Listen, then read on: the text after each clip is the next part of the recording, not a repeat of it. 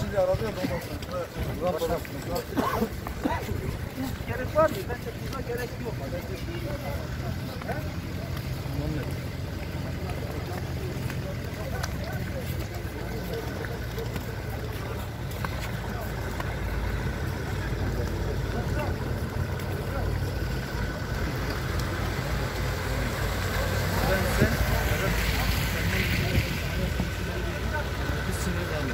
Siz belediyede mi?